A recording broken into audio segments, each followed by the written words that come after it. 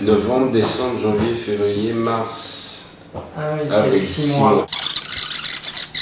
Immortel va parler de cette tranche d'âge où on se croit un petit peu immortel, d'où le titre.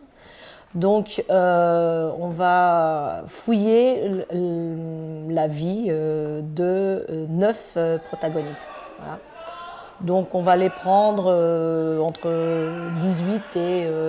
avant cet âge était jusqu'à 22-23 ans, maintenant je crois qu'on peut l'étendre carrément jusqu'à 30 ans, genre l'adolescence, l'adolescence, et voilà. Donc on est en train de fouiller ce sujet-là. On a eu l'idée, à un moment donné, de les replacer dans un nid, comme un nid géant, comme quand on dit il n'a pas quitté le nid, et on s'est dit tiens, mais voilà, on va mettre ces jeunes comme des oisillons, comme dans un nid, et donc les risques qu'on prend pour quitter ce nid géant qui sera à 2,50 m du sol. Tout comme pour les échappées bennes, donc les précédents spectacles, puisqu'il y avait issue de secours en déambulatoire et point de fuite en fixe, on va aussi aborder les deux formes avec l'équipe là.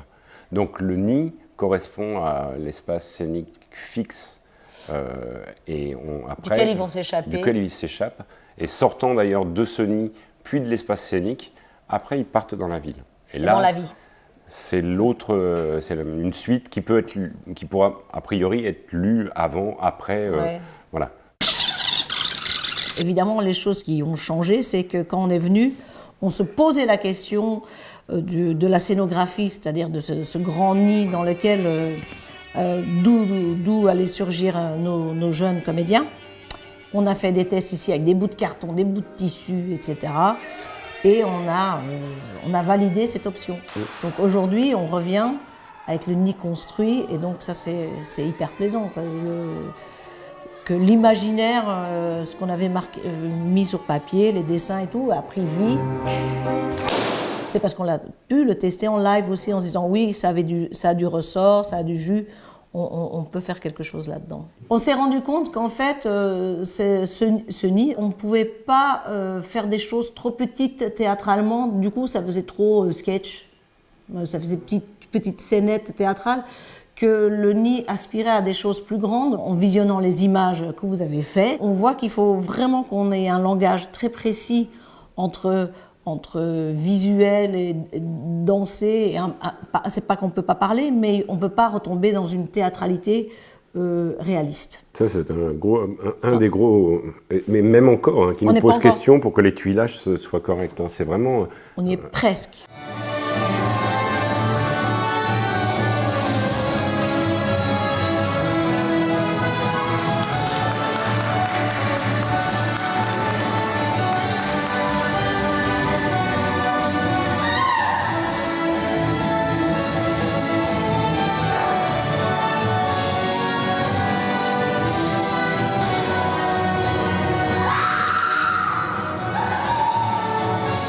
Une fois qu'on est descendu du nid, on est dans une autre forme encore. Et quand on a attaqué la forme au sol, on s'est rendu compte qu'on ne pouvait pas avoir le même langage, mais qu'il fallait quand même trouver un même vocabulaire de l'un à l'autre. Alors ça, on a fait « Ah, on n'a pas pensé à ça, bien sûr !» Ah non, là, on ne peut pas refaire du théâtre, c'est pas possible.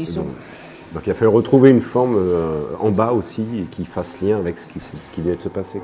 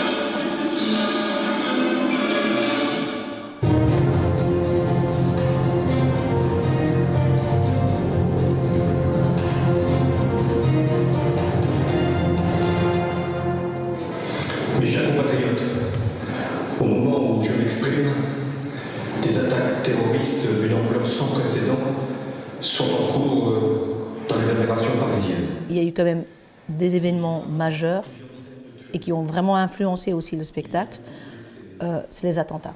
C'est une horreur. C'est directement cette tranche d'âge-là qui a été touchée principalement.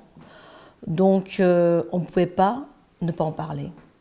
On ne pouvait pas ne pas le traiter. Et le truc, c'est comment est-ce qu'on traite cet événement qui a été pour nous quand même très choquant, et pour eux aussi, comment on le traite de façon, entre guillemets, théâtrale. La seconde décision que j'ai prise, c'est la fermeture des frontières. Nous devons nous assurer que personne ne pourra rentrer pour commettre... Le changement climatique, c'est une réalité, c'est une urgence planétaire. Le fait de sortir du nid et d'aller à la conquête du monde, ou du moins en reconnaissance, etc., à un moment quand ils sortent de ce nid et qu'ils étendent leur vision du monde, parmi les visions auxquelles ils sont confrontés, c'est un des événements auxquels, d'un seul coup, qui rentre dans le périmètre de leur conscience, quoi. Autre chose ? Allez, ouais, ton anniversaire. Mais un truc plus fort alors. On va se coucher tard ce soir de toute façon, c'est moi qui paye. Un autre. Sur le déambulatoire, on ne voulait pas en parler directement, mais on voulait faire une évocation. Donc, on va dire que c'est un peu une évocation des terrasses.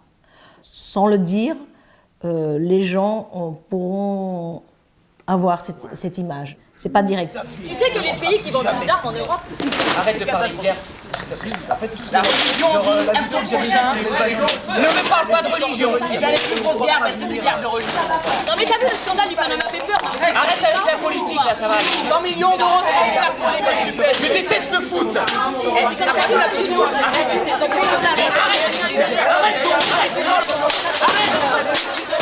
Le déambulatoire, on a commencé à travailler ça en février, mais les derniers tableaux, là... C'était hier. Hein. C'était hier, oui. Et ça va encore bouger, parce que voilà, tant qu'on n'est pas... On continue à chercher jusqu'au Continue à dernier. chercher, oui, oui.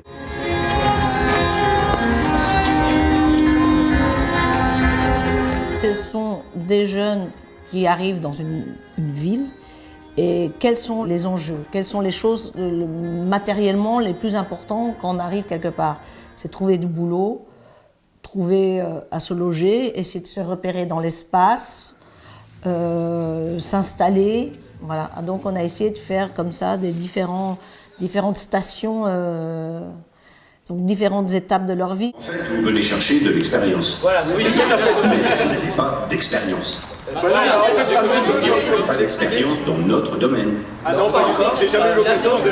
Alors, pourquoi ne pas chercher de l'expérience ailleurs afin de nous éviter de perdre du temps?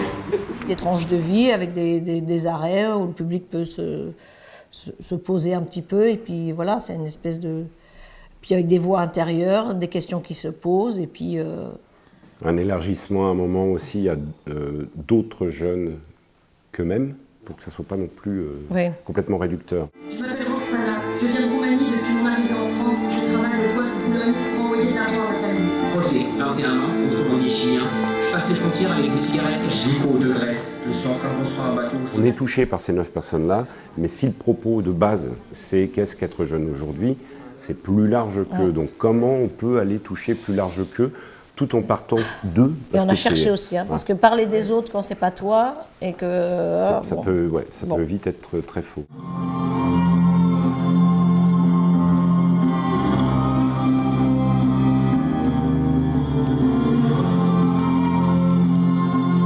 Donc nous, on a 2-3 questionnements sur quelques scènes, et donc on va vérifier ce soir auprès du public si ça se confirme ou pas. Le déambulatoire, on l'a fait 100 personnes.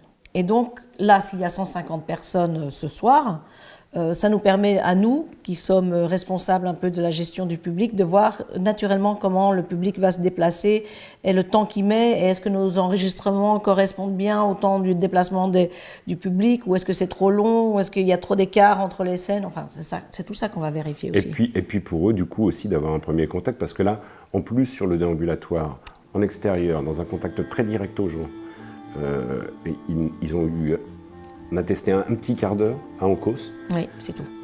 Donc là, il est temps qu'on rencontre l'équipe pour voir comment ça respire. Il faut quand même dire que c'est des jeunes gens. Et donc, pour certains, c'est vraiment la première expérience professionnelle avec du public. Vraiment, ça, c'est une première fois. C'est une première fois où ils jouent en rue. Ça fait encore une première fois. C'est une première fois où il faut qu'ils improvisent avec du public. Encore une première fois. Ça leur fait beaucoup de premières fois. Hein. Donc, c'est... Ça... Et puis, puis les journées ont été quand même assez longues. On a bien bossé. On va chercher l'énergie un peu loin.